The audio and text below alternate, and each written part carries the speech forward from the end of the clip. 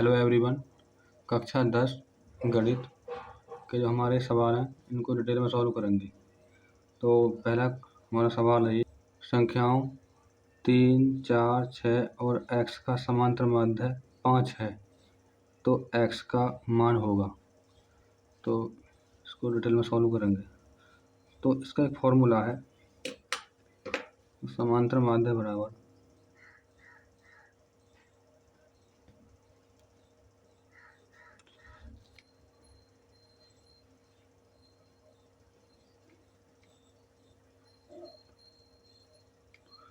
कुल पदों का योग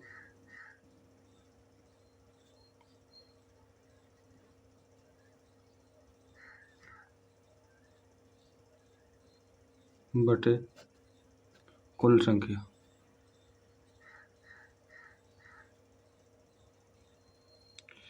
समांतर माध्य एक औसत की तरह है, एवरेज। ठीक है। अब देखो हमारी जो संख्या है ये 3, 4, 6 और x, ये हमारी ये संख्या है और समांतर माध्य 5 है और इसमें कह रहा है कि x का मान ज्ञात कीजिए। तो देखो समांतर माध्य 5 दे रखा है तो इसकी जगह पर हम 5 रख देंगे। ठीक है, बराबर।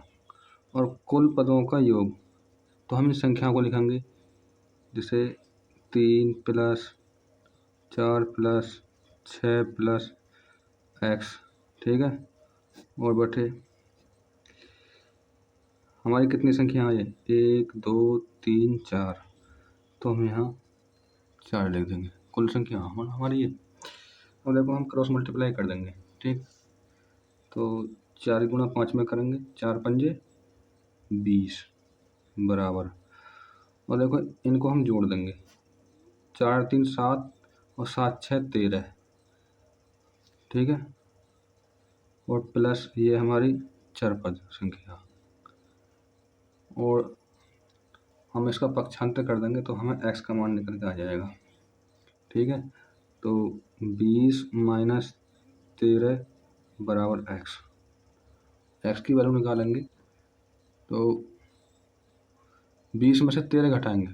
ठीक है, तो यहाँ पर आएगा 7 बराबर x। ये x बराबर 7 इसका राइट आंसर होगा। ठीक है, अगले सवाल पर चलते हैं। ये है, ये कह रहा है कि द्विघात समीकरण x⁻² + 2x - p बराबर 0 का मूल -2 है तो p का मान ज्ञात कीजिए। तो देखो ये हमारी समीकरण है, x⁻² और प्लस 2x और -p बराबर 0। अब ये कह रहा है कि इसके मूल -2 हों। तो ये जो बोल रहा है ना, मूल का जो मतलब होता है कि ये x की वैल्यू है। तो हम यहाँ पर लिखेंगे बाय डिटेल कि x बराबर -2 रखने पर।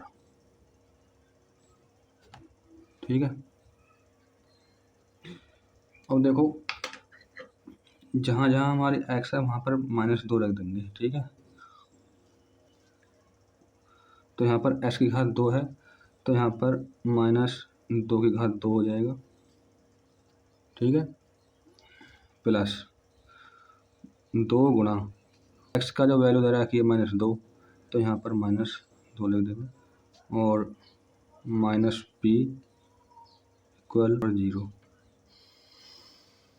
ठीक है, अब आगे को सॉल्व करेंगे और देखो -2 का वर्ग करेंगे तो 4 आएगा और माइनस की गुणा हम 2 बार करेंगे ना तो प्लस हो जाता है। ठीक है, तो 2 दूनी 4 और प्लस की गुणा माइनस में करेंगे तो यहाँ पर आएगा माइनस और 2 दूनी 4 और -p बराबर 0। उसके बाद देखो ये पॉजिटिव है और ये नेगेटिव है। जब समान संख्या होती है ना तो वो आपस में कट जाती है, नेगेटिव पॉजिटिव। तो -4 + 4, तो ये हमारा कट गया। तो यहाँ पर बचेगी हमारी 0 -p बराबर 0। p का मान निकालना हमें, तो जीरो बराबर पक्षांतर करेंगे माइनस पी का, तो ये प्लस पी हो जाएगा। पी बराबर जीरो इसका राइट आंसर। ठीक है, अगला सवाल हमारा ये है, यदि बहुलक तथा माध्य क्रमशः 45, 27 है तो माध्यिका होगी। ठीक है, तो इसको हम सॉल्व करेंगे। तो एक फॉर्मूला है, ठीक, तो पहले फॉर्मूला को लिख देते हैं। बहुलक बराबर 3 माध्यिका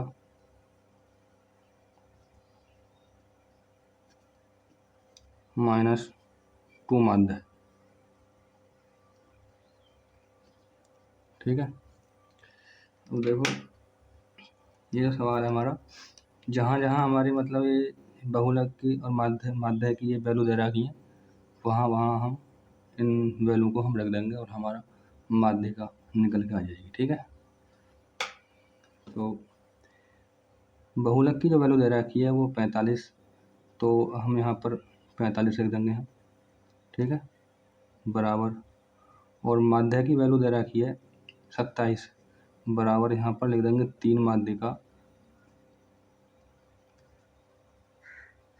ठीक है, माइनस माध्य की वैल्यू दे रखी है 27। ठीक है, और ये गुणा में 2 और है। ठीक है, इसको यहाँ पर लिख देंगे। ठीक है, ये 2 जो है यहाँ पर लिख दिया। अब ये जो कह रहा है ना, ये क्रमशः का मतलब है जैसे कि 1 के बाद 2, 2 के बाद 3, 3 के बाद 4। तो बहुलक की जो वैल्यू दे रखी है 45 और माध्य की वैल्यू दे रखी है 27। ठीक है, अब 45 बराबर 3 माध्यिका,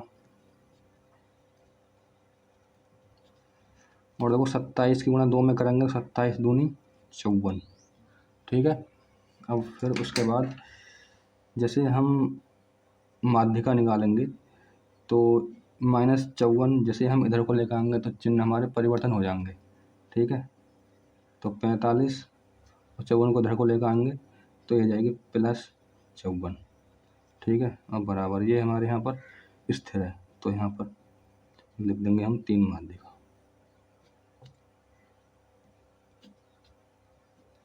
ठीक, अब पूछ क्या रहा है इसमें कि माध्यिका क्या होगी।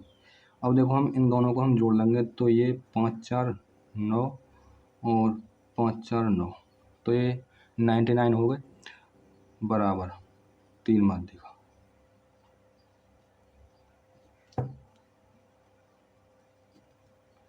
अब कह रहा है कि अब देखो ये हमारा 3 माध्यिका, ये माध्यिका के जो कोफिशिएंट में 3 है ये बराबर के बटे में चली जाएगी। ठीक, तो 99 डिवाइडेड बाई 3 बराबर माध्यिका। अब देखो 3 से हम डिवाइड कर लेंगे तो ये जाएगी 33 बार, तो 33 बार डिवाइड हो गई है। ठीक है, तो माध्यिका